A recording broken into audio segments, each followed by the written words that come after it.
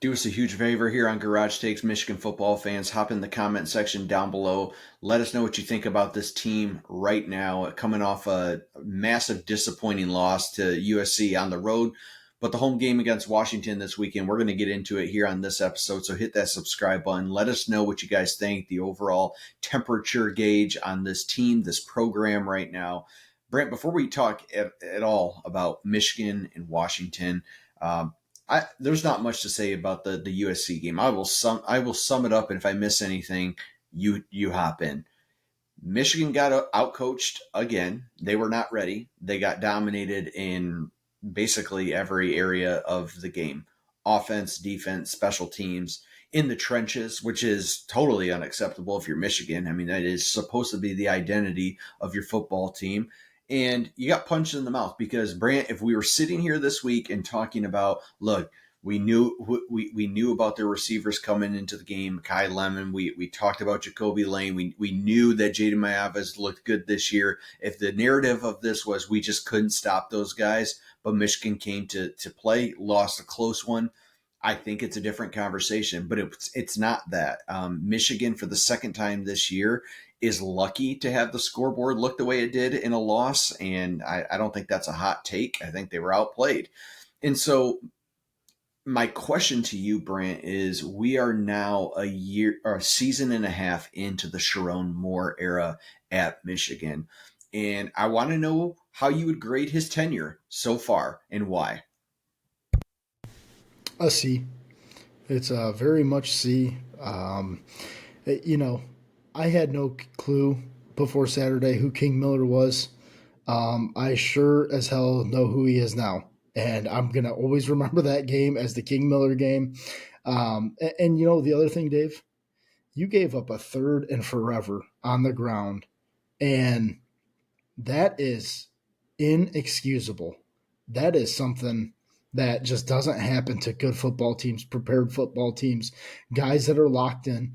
That, Dave, that clearly was an underprepared team.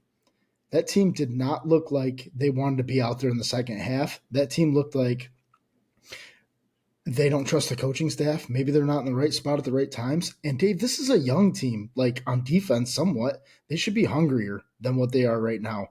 And that was bad. Where was Cole Sullivan? Where was Mason Curtis? Like all the young guys we talk about, where was the leadership from a guy like Jimmy Rolder, Barham? Like that defense just absolutely got shredded, and it was embarrassing. And where were the bigs up front stopping the run? Like it was really bad all the way across the board. You want to take this big picture and talk about a tenure or a grade tenure for Sherrone Moore, Dave. I'm gonna give him a C, and he's like grasping onto those Ohio State and Alabama wins for life right now. And the temperature just got turned up by Penn State and the James Franklin situation.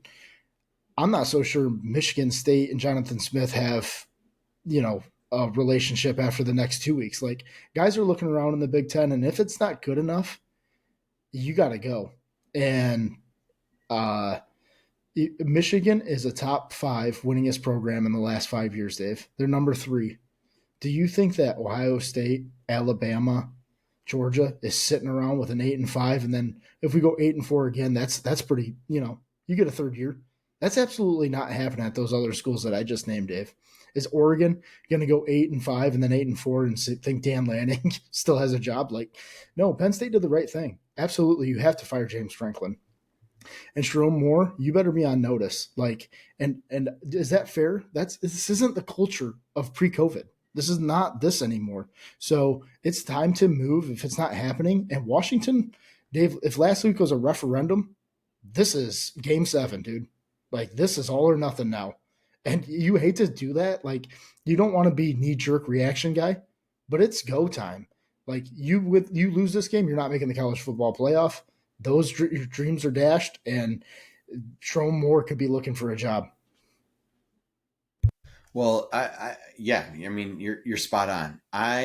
I'll tell you what, if you haven't done so already, listen to the Blue by 90 podcast this week around the 30-minute mark. They had Jake Butt on, and after listening to that, after I was already feeling like questionable about just how things are right now, and I am not the guy here pounding the table saying fire Sherrone Moore. There are some Michigan fans that just whatever, flying off the handle. I get it, disappointment, and every right to be upset. I am not in the boat at all of fire Sherrone Moore, but I am in the boat of it's time to ask some questions. So Jake Butt breaks down just to summarize, and Chris Wormley's on there as well. So these guys are talking. He's talking about the difference of, these are guys who played in the Brady Hoke era that shifted into Jim Harbaugh, and it was like when things changed, like immediately when Jim Harbaugh came in the room, like everything was jolly, rosy cheek, Brady Hoke guy, rah, like this is Michigan, but they were losing. They did not have an identity. They were grasping at anything. And a guy like Jim Harbaugh came in. Now Harbaugh comes in with the clout from the NFL from being successful everywhere he had went. But it was like he walked in the room and it's like you could hear a pin drop because it went from the rah-rahs up to being like, oh no, we got a football team now. Like we have a head man of this program that is going to run this ship a bit differently. And it was noticeable day one. I found that interesting because even in those years, and look, the beginning of the Harbaugh era, we know the ups and downs, and yes, he could not beat Ohio State, but what he ended up building, and it did take a long time. We know that, Brant. It took until 2021, but his identity for that football team and this program never changed. It was to make Michigan relevant again, a respectable program again, and he was going to do it by being one of the toughest teams in college football. And they stuck to that. Even when people like myself are pounding the table and saying, what are you doing? Like, give me the speed in space. Let's run a modern football team. Whatever. Didn't matter. Harbaugh knew what his algorithm was going to be to make this team great again. And that's exactly what he did. You hand the keys over to Sherrone Moore, first-time head coach. Big difference being offensive line coach or an offensive coordinator to being the head coach of the program. And I thought Jake Butt put it perfectly, where he said, you can't, when you're a position coach or you're an OC or whatever, you can be a little more friendly. You can be a little more rah-rah kind of a guy. You got different relationships with the players. But as a head coach, that doesn't fly so much. You want a guy that's going to come in and command the locker room and demand respect.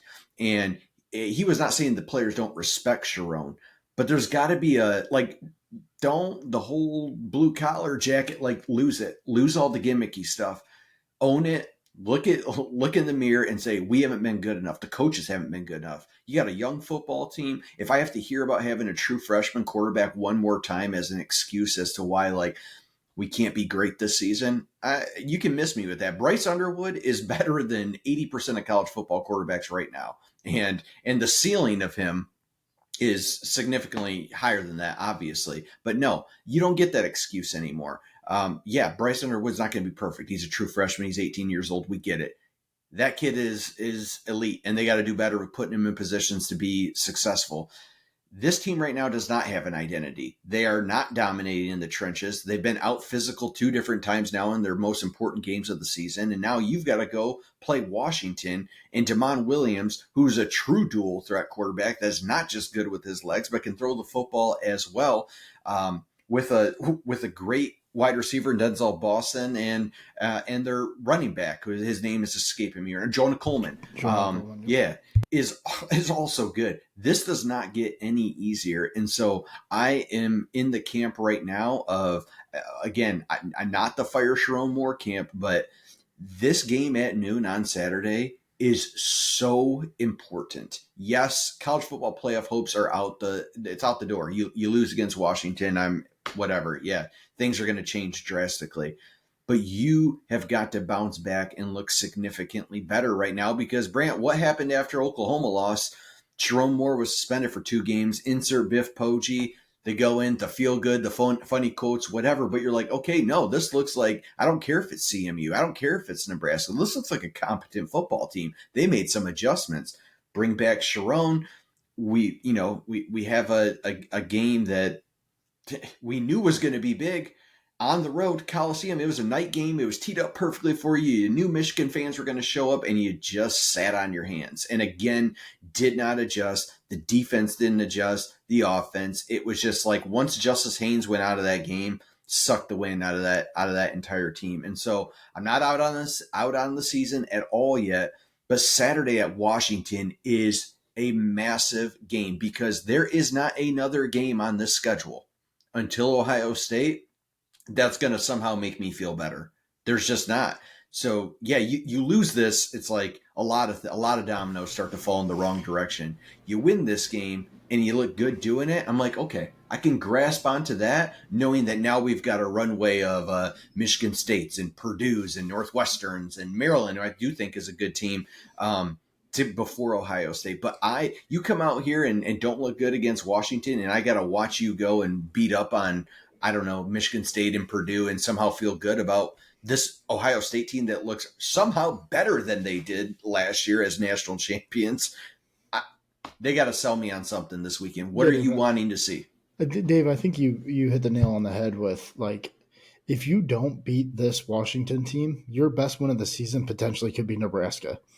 And that's a tough look. I mean, Nebraska's not a bad football team, but then you lost every other referendum game, like the games that top 25 matchups, you would have lost them all basically if we assume that you lose to Ohio State, because if you can't beat Washington, I'm assuming you're going to lose to Ohio State. So I think USC is a good football team. Like I think they're a little underrated. You know, they took the loss at Illinois, noon kick. That's a tough spot for them specifically. And Dave, they were winning with 1 minute to go in the game. Like, let's be for real with that. And Illinois is a good football team too. So let's pump the brakes on that. I just also quickly, I need Saturday to look dominant from the trenches aspect of it. I don't need the high flying Andrew Marsh. I don't need Marsh and McCoy to combine for 250 yards receiving. Like I don't need that. I don't need Bryce to throw for 300 yards. I literally need it to look like you beat Washington somewhere in the rate, somewhere in the score range of like 27-13. Like I need you to stop the run game from them. I need you to stop the pass game. You might give up a couple plays, whatever. But I need a team that's going to look a heck of a lot more focused. And guys that look like they want to be out there. And if you're not giving full effort, I need the coaches to make adjustments at that point.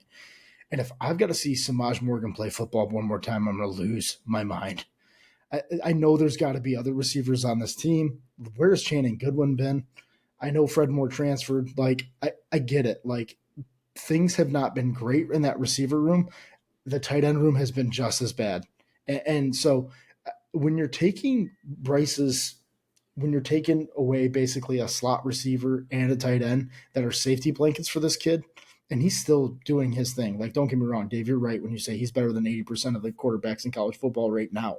But you're giving him no safety nets. And that is really hard, especially when you're about to play a home game where safety nets are going to be super important because extending drives, the crowd's going to be into it. Like, you're going to have to keep drives alive in this game. And, dude, we need the tight ends and slot receivers to show up in a big way. Yeah, absolutely. As the coaches continue to say, we got to execute. Felt good about our game plan. Now, yeah, you do need to execute. How can you feel good about that game plan? You got shredded for like 300 yards rushing. Great question. Great question. It was atrocious. I'm with you, Brant. They've got to come out. They've got to play a clean football game.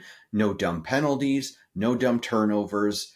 Dominate the trenches on both sides of the football, which you should be able to do if you are who you think you are or say you are. Blue collar mentality. Don't talk about it. You got to be about it. Where's the Bryce rushing game been as well? We haven't seen that non-existent. Really it's getting ridiculous at this point. And Dave, this guy should be averaging 40, 50, 60 yards rushing a game with sacks in there as a stat. Like, they have got to start working him in more. I hate to say this, but maybe the Justice Haynes injury forces that issue, and maybe that's a good thing. But this team needs Justice Haynes. Like, I will just say that they absolutely need him. But and Brant, why is Michigan the team that is? You know, they're game planning for Damon Williams to be running the football, and that's a whole nother element to prep for.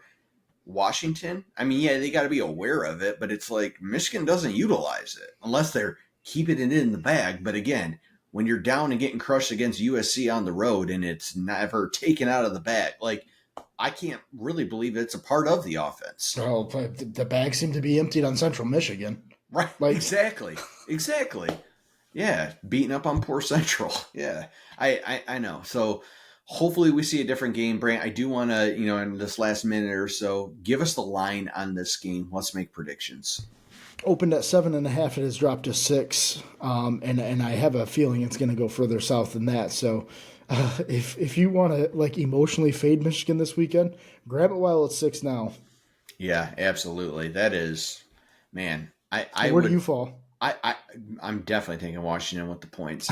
I think that spread. The only way I'm taking Michigan if it was at like 2.5, maybe 3.5. But no, I think this is going to be a tight football game, and I'm not entirely confident. Again, until we can like do basic things like punt the football more than 25 yards. It, Yeah, I, I do have a quick question for you. If it is crappy, if it is like 50 degrees and rainy, do you think that plays into Michigan's favor, the weather and all this weekend? Like, do you think that suits Michigan, or do you think that suits Washington more? Well, I would like to think that it suits Michigan more, but again, I don't I don't know how good we are going to be ground and pound with Jordan Marshall. I don't know. I don't know. I know it's a weak answer to that question. I'm not sure.